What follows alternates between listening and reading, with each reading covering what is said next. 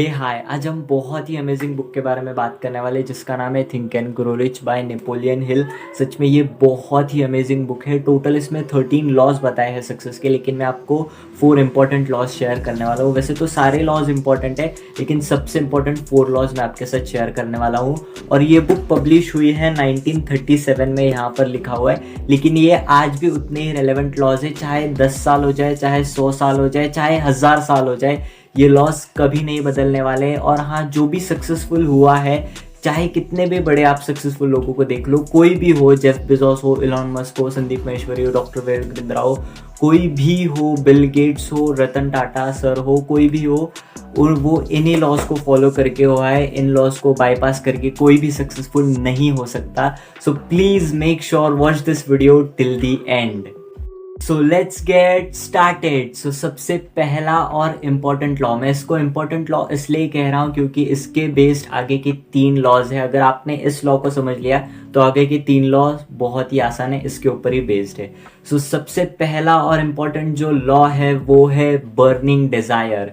इस बुक में एक कोट है जो नेपोलियन हिल कहते, जो इसके ऑथर है, वो कहते the starting point of all achievements is your desire.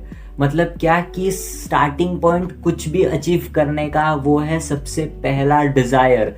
सिर्फ डिजायर नहीं, बर्निंग डिजायर। जब तक आपके अंदर एक बर्निंग डिजायर नहीं होगा, एक आग नहीं होगी कि मुझे कुछ तो अचीव करना है, चाहे फिर वो किसी से, मतलब कोई भी आग हो, चाहे फिर वो आपको घर लेना हो, चाहे फिर वो गाड़ी लेनी हो, चाहे फिर वो पेरेंट्स को खुश करना हो, कोई भी हो, कैसे भी तरह का डिजायर हो, लेकिन वो बर्निंग होना चाहिए। मतलब वो ऐसे आपको चैन से बैठने ना दे, इतना बड़ा डिजायर होना चाहिए। जब तक इतना बड़ा डिजायर नहीं होगा तब तक आप आगे के स्टेप्स नहीं ले पाएंगे, तब तक आगे के जो लॉज है वो फॉलो नहीं कर पाएंगे। सो सबसे पहला और इम्पोर्टेंट लॉ है वो है बर्निंग डिजायर। आपको बर्निंग डिजायर होना चाहिए कि मुझे कुछ ना कुछ करना है। सो चलते हैं सेकेंड लॉ की तरफ, और जो सेकेंड लॉ है वो है फेथ। सिर्फ बर्निंग डिजायर से कुछ नहीं होने वाला, आपके अंदर फेथ होना चाहिए कि मैं उस चीज़ को अचीव कर सकता हूँ, चाहे आपका डिजायर कुछ भी हो। सो जब तक आपके अंदर फेथ नहीं है तब तक आप थर्ड लॉ को फॉलो नहीं कर पाएंगे। और फेथ बढ़ाने के 2 सबसे इंपॉर्टेंट वेज मैं आपके साथ शेयर करता हूँ। सबसे पहला है ऑटो सजेशन। आपको क्या करना है, बुक लेनी है, पेन लेना है, और अपने जो भी डिजायर्स है वो लिख डालने हैं। लिखने के बाद आपको क्या करना है, आपका जो भी कंफर्टेबल टाइम है वो उस टाइम में आपको वो पढ़ना है, बार बार पढ़ना है। मैं तो रिकमेंड करूंगा एक बार सुबह और रात को आप पढ़ना, ताकि आपका फेथ और स्ट्रांग होते चले जाएगा। आप बार बार ऑटो सजेशन देते चले जाओगे अपने माइंड को, तो आपका माइंडसेट शिफ्ट होता चला जाएगा। और जैसे आपका माइंडसेट शिफ्ट होता चला जाएगा, आपके अंदर फेथ आता चला जाएगा कि हाँ मैं कर सकता हूँ, हाँ मैं कर सकता हूँ। और जो सेकेंड वे है वो है इमेजिनेशन। आपको क्या करना है, अगर आपने वो लिख लिया तो आपको इमेजिन करना है कि मैं उस चीज़ को अचीव कर चुका हूँ, मैं उस चीज़ को अचीव कर चुका हूँ। विजुअलाइजेशन करना है कि मैं उस सिचुएशन में हूँ, मेरा वो डिज़ायर कंप्लीट हो चुका है। उससे क्या होगा, और फेथ स्ट्रांग हो जाएगा। उससे क्या होगा, आप मतलब आपका फेथ बहुत ही स्ट्रांग होता चला जाएगा। सो ये 2 वेज है जो आपको फेथ स्ट्रांग करने में हेल्प करेंगे। सो चलते हैं तीसरे लॉ की तरफ, और वो थर्ड लॉ है एक्शन। सिर्फ बर्निंग डिजायर से कुछ नहीं होने वाला, सिर्फ फेथ से कुछ नहीं होने वाला। आपको थर्ड स्टेप जो है, थर्ड लॉ है जो एक्शन, वो भी लेना पड़ेगा। और एक्शन 3 स्टेप्स में लेना है। सबसे पहला डिसीजन। इस बुक में total 30 major causes of failures बताए, और सबसे इंपॉर्टेंट जो फेलियर का कॉज है वो है डिसीजन, लैक ऑफ डिसीजन। लोग डिसीजन ही नहीं लेते लाइफ में। जो भी लोग अनसक्सेसफुल रह जाते वो टाइम पे डिसीजन ही नहीं लेते कुछ करने का, जिसकी वजह से वो जिसकी वजह से वो लाइफ में आगे कभी ग्रो ही नहीं कर पाते। जो एक्शन का जो सबसे पहला स्टेप है वो है डिसीजन। आपको डिसीजन लेना सीखना होगा, आपको फास्ट डिसीजन लेना होगा, जिसकी वजह से आप लाइफ में आगे बढ़ पाएंगे। एंड जो सेकेंड स्टेप है वो है स्पेसिफिक नॉलेज। आपकी जो भी डिज़ायर, आपके जो भी गोल्स है, उसको पाने के लिए आपको पहले कुछ देना भी पड़ेगा, जिसके लिए आपको स्पेसिफिक नॉलेज और स्किल होनी चाहिए।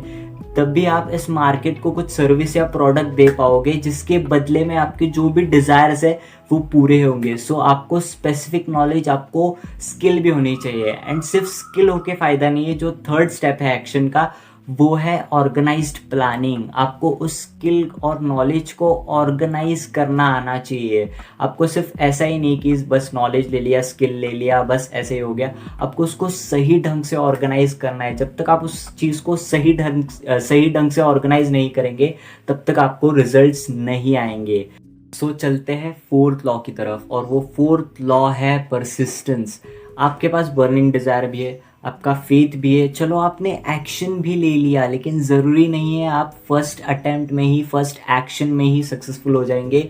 बहुत फेलियर्स आएंगे। तब आपको ये फोर्थ लॉ याद रखना है, और वो है परसिस्टेंस। मतलब क्या कि ट्राई करते ही रहना है, करते ही रहना है। आप सक्सेसफुल लोगों की हिस्ट्री उठा के देख लो, चाहे फिर वो कोई भी हो, बिलियनियर हो, मिलेनियर हो, ट्रिलियनियर हो, कितना भी बड़ा आदमी हो, कितना भी बड़ा सक्सेसफुल हो, वो सबसे पहले फेल हुआ है। वो फेल हो के वहाँ से सीख के वो लाइफ में आगे बढ़ा है और आज इस पोजीशन पे है। और जो सबसे बड़ा फेलियर का एग्जांपल है जो मेरे माइंड में अभी आ रहा है वो है जैक मा। जैक मा की अगर आप स्टोरी देखोगे तो उनके लाइफ में फेलियर्स ही फेलियर्स आए, बाद में वो जाके बहुत अमीर आदमी बने चाइना के। सो फेलियर्स आएंगे। माइंड मेकअप बना के रखना है कि पहले ही एक्शन में कोई भी सक्सेसफुल नहीं होता। ये लॉ ही नहीं है कि पहले एक्शन में कोई भी सक्सेसफुल हो जाए। सो आपके माइंड को रेडी रखना है कि आपको फेलियर्स आएंगे। सो ये फोर्थ स्टेप रखना है कि ट्राई करते ही रहना है, करते ही रहना है, करते ही रहना है। तब तक ट्राई करना है जब तक आप सक्सेसफुल हो ना जाओ।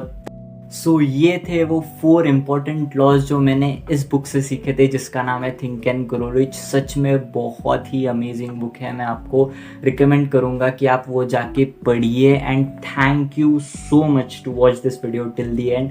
From the bottom of my heart, thank you so much.